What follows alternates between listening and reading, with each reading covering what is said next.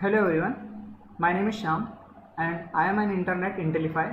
So in the previous video, we have created our training dataset and the test dataset with all the categorical variable encoded. So before going to make our model, we will first do the changes to our training and testing dataset.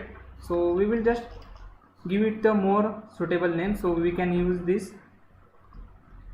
So I will give train underscore df new, that is the output of the training dataset. So what we have the training dataset into this. Okay, so I will just renaming it or assigning this to x vector, then y dot cnt dot values dot reshape -1 comma 1. Okay, so first I will write, then I will explain to you what is this, what this code does. Test is equal to test underscore df new y. I will just copy from the above and make the necessary changes. Y test is equal to y test dot cnt dot values dot reshape, and we will print these values, that is the x dot shape and the y dot shape. Okay, so as this line is explained, so this line what it does, it will get all the values from the y, that is our training dataset. So it will get the y values, that is the dependent value from the y, and it will take the cnt column. So this column it will take and it will reshape it into -1 to 1. So in the reshape we have to provide number of rows and the number of columns. So here number of rows -1 means let the numpy decide what value of the rows to take. So numpy or numpy, it will take the values according to this y, and 1 means the number of columns. So we have only one column, right, cnt, so we will providing the column, and same for the our testing dataset also. So we have created our testing dataset into this variable. You can see that test underscore df new, and just we are assigning that to x test, and similar as for our training dataset we are also doing for the testing dataset. So let's run this. So as you can see, the shape of the x, that is the our these values are for the training dataset, okay, not for testing dataset. So we are just printing this x and this y, okay, the shape of this. So the training dataset of independent vector contains this many lines and this many columns, and the dependent training dataset contains the this many rows and this many columns. Okay, so let's move towards our model. So I will just add one code section. Here we will make our decision tree regressor. As I have already told that in the introduction video, decision tree can also be used for the regression, and most of the time this is used for the classification. So there is no large difference between the decision tree regressor and decision classification. So classification just told us the classes, and regression it will give us the continuous value. So let's make the object of the decision tree regressor, so in which we have to pass parameters. As you can see, the parameter is like a criteria, splitter, max depth, minimum sample. So we don't need all that. So first parameter that we will use the max depth. I will set the max depth at 4, then minimum sample split as 5, then max leaf nodes is equal to 10.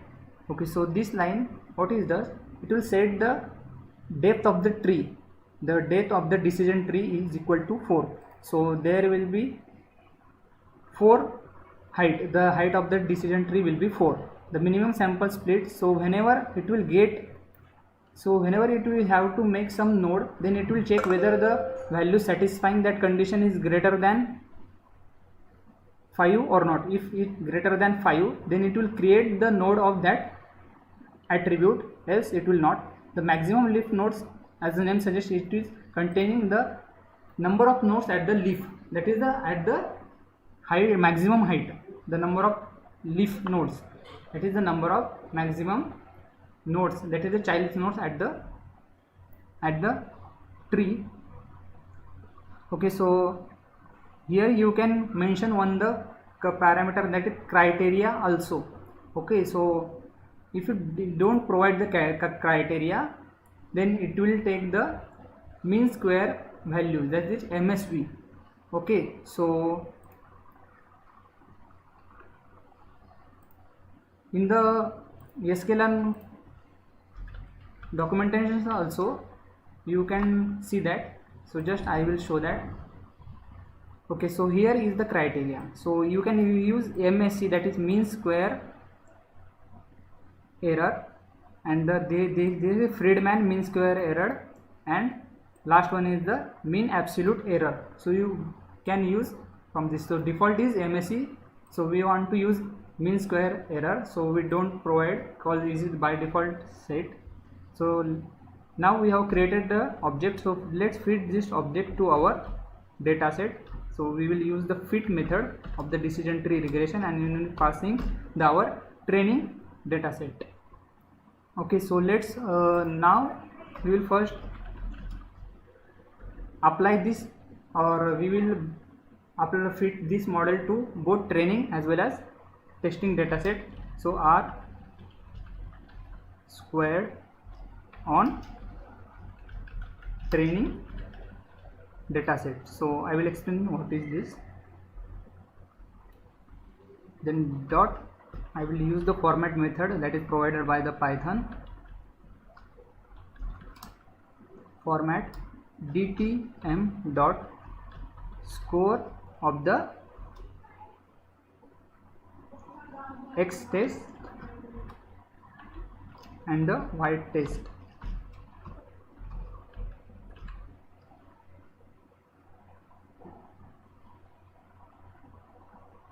Okay, so here we are fitting this model to our training data set, and we are printing only the score of this data set or the testing data set. Okay, so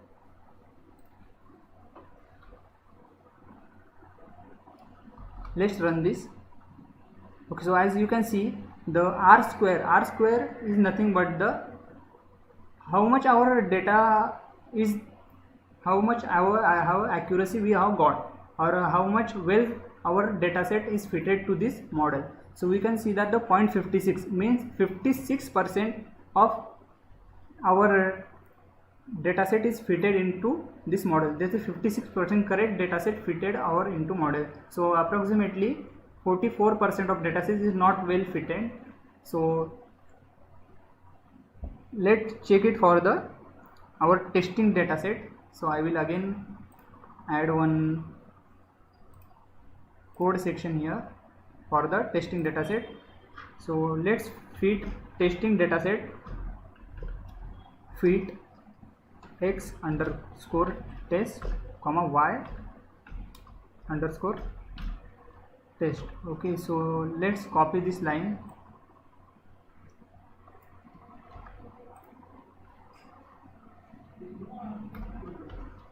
and let's run this, see what we can get. Okay, so as you can see, okay, so by mistake I have provided here we have to provide only x and here y. So let's run this again. So you can see that now the 56% correctly fitted for the training data set, and for testing data set it is also near about same. So our model suited equally to training data set as well as the testing data set. Okay, so we have got the accuracy of about 56% on the training data set also and the testing data set also. So here we have used some parameters, right? So where this parameter comes from. So let's tune this parameter using the grid search CV, that is grid search cross validation. Okay, so you have to set these values by guessing and then check the score and use this method and provide some list of the possible values, and it will give the best possible values from this.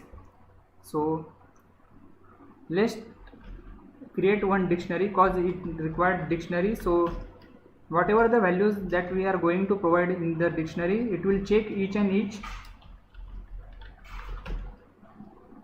values and give us the best suited value for our dataset, and it will increase the accuracy, of course. Then we will be going to use MSE, that is mean square error, then MAE, that is mean absolute error. Then the next parameter is minimum sample split, minimum samples split. I am giving the 10, 20 and 40. The next parameter is the max depth of the tree.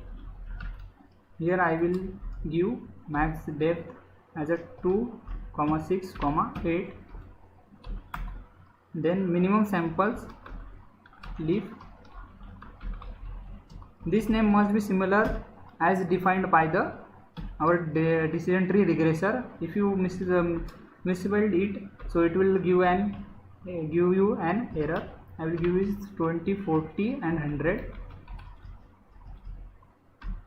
So next and last is the mean leaf nodes.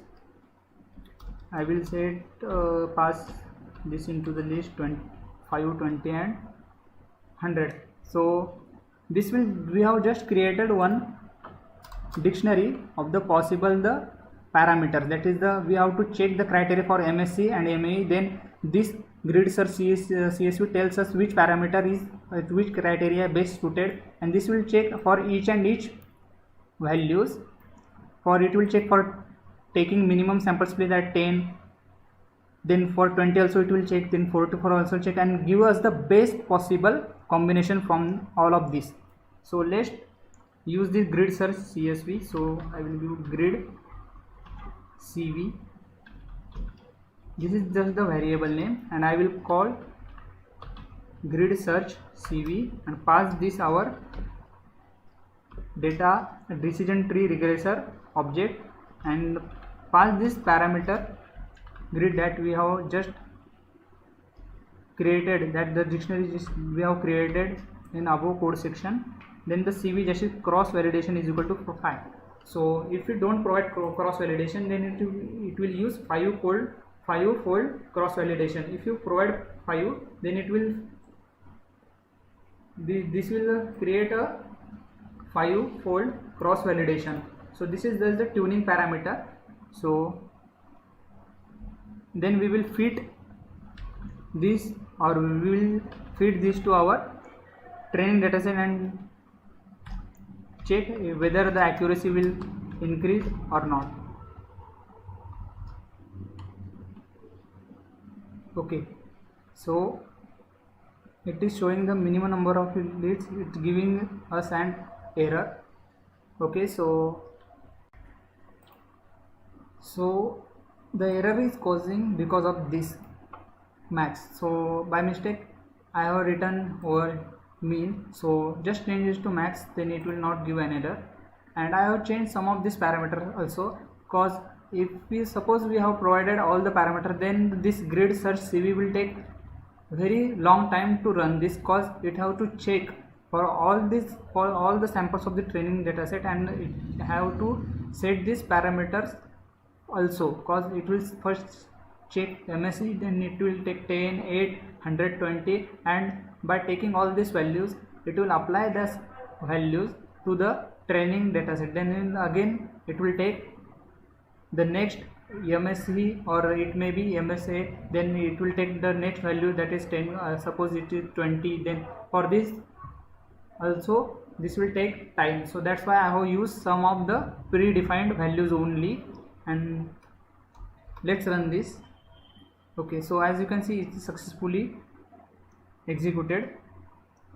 So now we will see the score of our this grid search CV.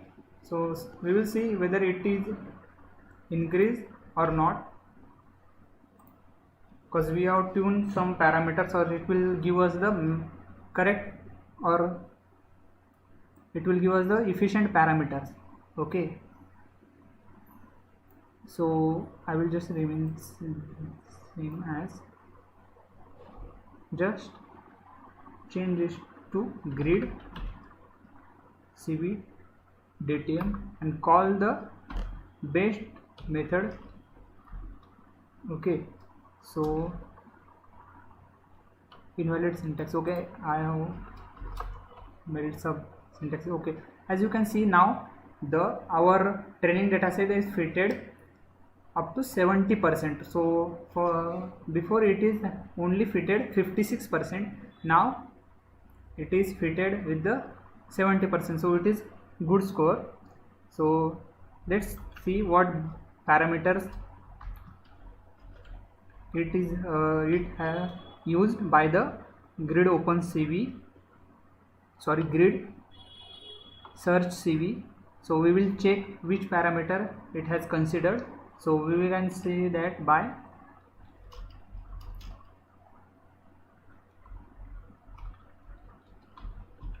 format, in that format we have to just call the best parameter, or sorry, best params method, and then it will give you the best parameter chooses. So you can see it has chosen the criteria as MSC, maximum depth as 8, maximum leaf nodes at 20, minimum sample slip at 100, minimum sample split at 10. So this is the one tuning method. There is also many tuning methods also, and you can also plot the decision tree of this. So this is all about the implementation of the decision tree in Python. I think you have got the sufficient idea how decision tree works and how to do the code of the decision tree. So thank you. If you have any doubt, you can comment. So thanks for watching this video.